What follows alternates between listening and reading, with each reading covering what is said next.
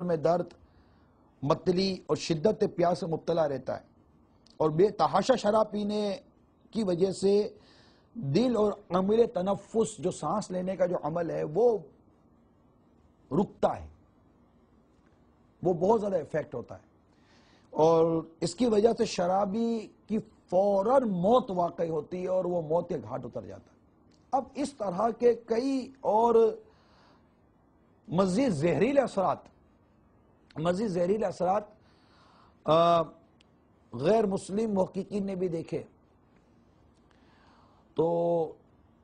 Europe اور امریکہ کے doctor اور دانشوروں نے اور دیگر محققین نے جب یہ سارے تجربات دیکھے اور یہ ان کے سامنے مشاہدات آئے اور اس کے اثرات جب سامنے آئے، تو اب اس مصیبت سے اپنی قوم کو نجات دلانے کے لیے بڑی کوششیں کی گئیں۔ یہ میں یورپ اور امریکہ کی بات کر رہا ہوں، جس کی ترقی اور جن کے متعلق ہمارا مسلمان بیچارہ دیکھ دیکھ کر رشک کرتا ہے۔ میں ان کی ایک کیفیت بیان کر رہا ہوں تاکہ ایک تقابل ہو جائے، ایک کمپریٹیو بات کر رہا ہوں میں آپ سے، کہ ایک سمجھنے کے لیے عرض کر رہا ہوں کہ ایک میں نے مسلمانوں کا وہ انداز بیان کر دیا، فَهَلْ أَنْتُمْ مُنْتَهُونَ کا ایک اعلان آیا اور شراب کیسے چھوڑ دی گئی۔ دوسری طرف یہ ترقی یافتہ کہلانے والے ممالک، جن کی تعلیم، جن کی تربیت کی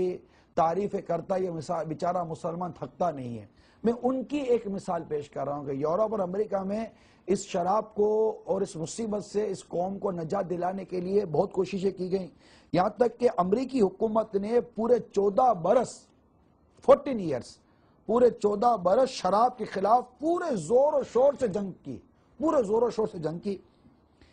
اور اس کے لیے نشر و اشاعت، پروپوگنڈا، ذرائع ابلاغ کا کوئی راستہ چھوڑا نہیں گیا۔ رسائل کے ذریعے، لٹریچر کے ذریعے، لیکچر کے ذریعے، تصاویر کے ذریعے، فلموں کے ذریعے جدید ترین اور قوی ترین وسائل اختیار کیے گئے، یہاں تک کہ پوری کوشش کی گئی کہ کسی صورت شراب سے اس قوم کو نفرت پیدا ہو اور یہ چھوڑنے کے لیے تیار ہو جائے۔ اس عظیم مہم میں اس گورنمنٹ کو 6 کروڑ ڈالر خرچ کر دی۔ اس گورنمنٹ نے 6 کروڑ ڈالر خرچ کیے، 20 کروڑ پاؤنڈ کا خسارہ برداشت کیا،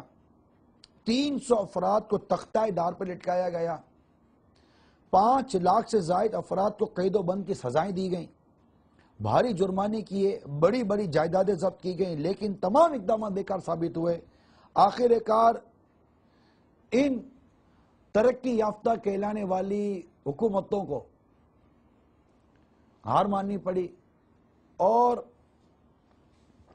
1933 میں اس شراب کو، جس سے یہ پابندی لگانے کی 14 برس کوشش کرتے رہے، 1933 میں آ کر اس کو قانونی طور پر جائز قرار دے دیا گیا، نہیں چھڑوا سکے۔ یہ ان کی تربیت تھی، یہ ان کی صلاحیت تھی، یہ ان کی تعلیم تھی، یہ ان کی عادات تھی، یہ ان کی اطوار تھی۔ اور دوسری طرف اس دور کی بات یاد دلا رہا ہوں کہ جہاں شراب ان کی گٹھیوں میں شامل تھی، لیکن تربیت مصطفیٰ صلی اللہ تعالی علیہ وسلم، اسلام کا حسن اور اللہ تبارک و تعالیٰ کے حکم کی بجا آوری کا ایک جذبہ یہ نظر آیا کہ فَهَلْ أَنْتُمْ مُنْتَهُونَ، سورہ مائدہ کی جب آیت کا یہ حصہ جب ان کے کانوں میں پہنچا، شراب کے مٹکے توڑ دیے گئے، مشکی سے بہا دیے گئے، شراب گندی نالیوں میں پھینک دی گئی، اور پھر اس طرف انہوں نے التفات نہیں کیا۔ تو میرے میٹھے میٹھے اور پیارے پیارے اسلامی بھائیوں اور مدنی چینل کے ناظرین، ابھی یہ میں نے شراب سے متعلق جو حکم قرآنی تھا اور جن مراحل سے شراب کی حرمت کا حکم آیا، اس کے متعلق بیان کیا، اس کا کوئی تاریخی پس منظر بھی آپ کے سامنے بیان کیا، شراب کے جو نقصانات تھے، ایک جو فزیکلی نقصانات ہیں، ان کے متعلق بھی چند باتیں بیان کی۔ فیضان سنت میں بھی امیر اہل سنت نے شراب سے متعلق چند روایت بیان کی ہیں، چنانچہ صفحہ نمبر 422، تاجدار نبوت، ماہ رسالت، محبوب رب العزت عز و جل صلی اللہ تعالی علیہ وسلم کا فرمان عبرت نشان ہے۔ اللہ عز و جل نے مجھے تمام جہانوں کے لیے رحمت اور ہدایت بنا کر بھیجا ہے۔ گانے بجانے کے آلات اور جاہلیت کے کاموں کو مٹا دوں۔ میرے پروردگار عز و جل نے اپنی عزت کی قسم یاد کر کے فرمایا ہے، میرا جو بندہ شراب کا ایک گھونٹ بھی پیے گا میں اسے اس کی مثل جہنم کا کھولتا ہوا پانی پلاؤں گا، اور میرا جو بندہ میرے خوف سے شراب پینا چھوڑ دے گا میں اسے جنت میں اچھے رفاقہ کے ساتھ پاکیزہ شراب پلاؤں گا۔ ماشاءاللہ۔ تو اس روایت پر ذرا غور کریں کہ ہمارے آقا صلی اللہ تعالیٰ علیہ وآلہ وسلم نے کتنی پیاری بات ارشاد فرمائی کہ اللہ تعالیٰ کے خوف سے جو بندہ شراب پینا چھوڑ دے تو اسے جنت میں اچھے رفاقہ کے ساتھ پاکیزہ شراب ملے گی، اور جو بندہ شراب کا ایک گھونٹ بھی پیے گا اللہ اپنی عزت کی قسم یاد کرتے ہوئے ارشاد فرماتا ہے کہ اسے اس کی مثل جہنم کا کھولتا ہوا پانی پلاؤں گا۔ تو اب ہم سب کو اس بات پر غور کرنا چاہیے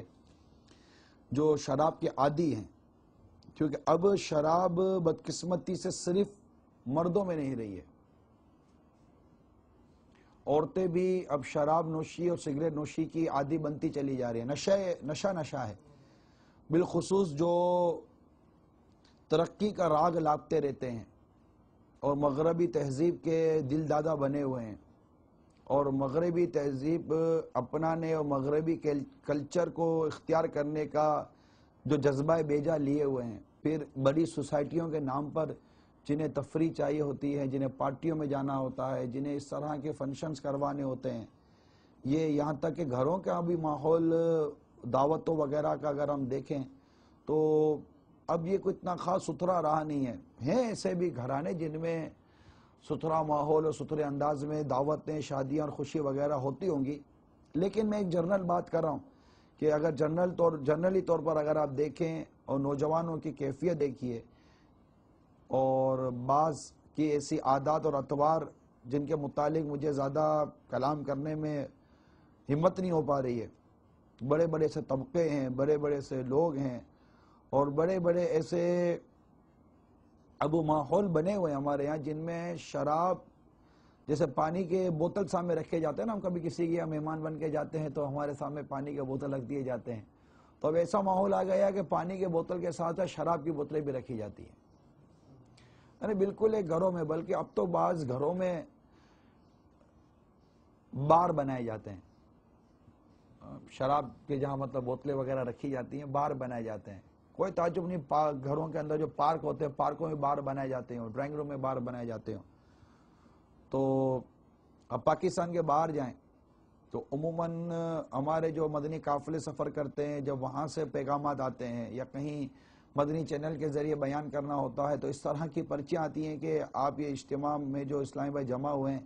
انہیں دیگر موضوعات کے ساتھ شراب کے موضوع پر ضرور بیان کریں کہ وہاں شراب بہت پی جا رہی ہے۔ اب اس سے اندازہ ہوتا ہے کہ مسلمان کس قدر شراب کا عادی بن گئے۔ ظاہر ہے کہ یہ دعوت اسلامی کا ایک مدنی ماحول ہے، الحمدللہ اسلامی بھائیوں کی ایک ہمدردی ہے، اسلامی بھائیوں کے خیر خواہی کا جذبہ ہے جو یہ ہمیں ذہن دیتا ہے کہ ہم مطلب اپنے بیانات کے ذریعے، اپنے درس کے ذریعے، انفرادی کوشش کے ذریعے انہیں شراب سے باز رکھنے کی کوشش کریں۔ تو یہ جتنے بھی ہم ممالک کے باہر عموماً مدنی قافلے سفر کرتے ہیں تو کبھی آپ کو اللہ کرے کہ مدنی قافلوں میں سفر کرنا نصیب ہو تو یہ اندازہ ہو جائے گا۔ ہمارے ملک کا بھی معاملہ کو زیادہ ستھرا نہیں ہے، لیکن میں جنرلی چونکہ مجھے اپنی اور ساری دنیا کے لوگوں کی اصلاح کی کوشش کرنی ہے، جذبے کے تحت بھی میں عرض کر رہا ہوں کہ بہت زیادہ مسلمان شراب کا عادی بن گیا ہے۔ اب چونکہ بیرون ملک عموماً مسلمانوں کا یہ عالم ہے یا لوگ جو کمانے کے لیے جاتے ہیں، اب وہ نوجوان ہوتے ہیں یا بعض اوقات شادی شدہ ہوتے ہیں تو فیملی ان کی وہاں نہیں ہوتی، ان کے مطلب کہ گھر والے ان کے ملک میں ہوتے ہیں، یہ خود جاتے ہیں کمانے کے لیے، تو وہاں بعض اوقات ماحول ایسا مل جاتا ہے کہ جو شرابی بھی ہوتا ہے، جواری بھی ہوتا ہے، پھر وہ شطرنج بھی کھیلی جاتی ہے، تو جوا بھی کھیلا جاتا ہے، تو پھر کیسینو بھی جایا جاتا ہے، ڈسکو کلب بھی جایا جاتا ہے، تو وہاں پر